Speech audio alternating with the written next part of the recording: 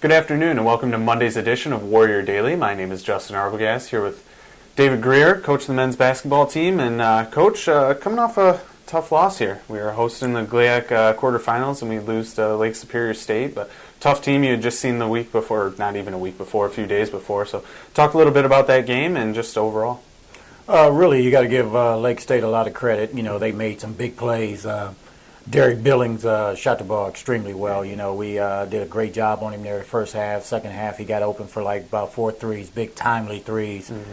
Every time we would go up by 9 points, they make a big run. I thought the real key to that game was right before halftime. We had built up a little lead where there was 8-9 points, and they went on like a 5-2 run or something and got the game to a 2-point game at half. And certainly gave them a lot of confidence. Ian Larkin got in foul trouble there the second half and a little bit the first half, and that really hurt us. And probably kept him on the bench a little too long. Should have rolled the dice and just let him play. And again, it came down to last seconds. You know, like always. You know, I think of our losses, our 8 losses. I think 6 of the games have been like 3 points or less. So. You know, we just haven't been able to close some of those games. You know, we won some close games, but again, give Lake State a lot of credit. They made it always to the finals, and certainly came in here and represented themselves well.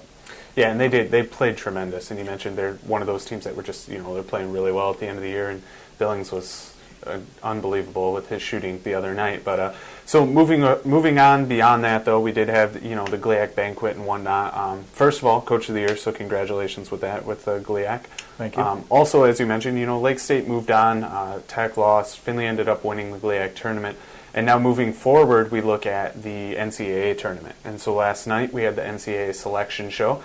You guys ended up getting in there as the 7 seed. Are going to play Southern Indiana, also see Michigan Tech, Finley in that bracket. So a lot of teams we're very familiar with. But talk about the first initial draw and how you guys are getting ready to attack. Well, really, first of all, I'm excited for our team, extremely excited for Cole Prophet. He's a young man that loves to play basketball. He's a senior and had an opportunity to play in the NCAA tournament at Central State and was really looking forward to getting back there, and I was happy to see us get in there for him.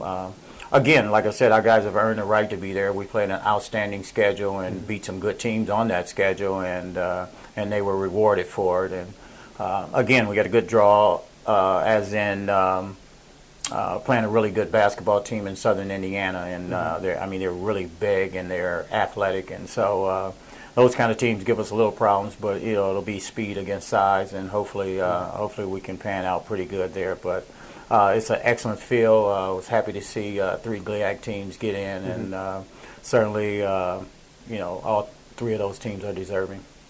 Now, in looking at the draw, I mean, there's a lot of teams that you've seen before in like a Bellarmine and things like that are also in there. But so now there's a lot of familiarity. Talk about the way, some of the guys are reacting to going from losing the game to Lake State to thinking, there's a chance our season's over, to now all of a sudden you almost have new life and now you're energized and you know that you've played a lot of these teams and you can beat a lot of these teams.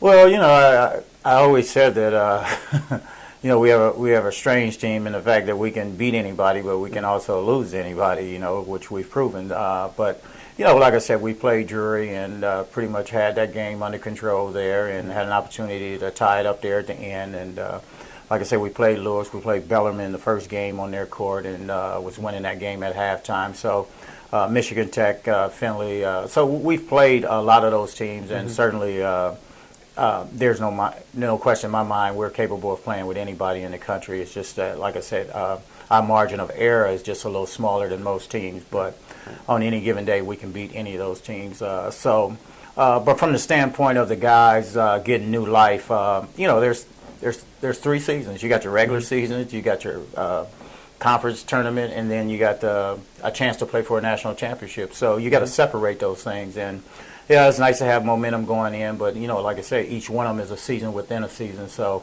we get to start our 3rd season, and certainly it's 64 teams, and you get a chance to compete for the ultimate prize. So they've earned that right, and I'm extremely proud of them.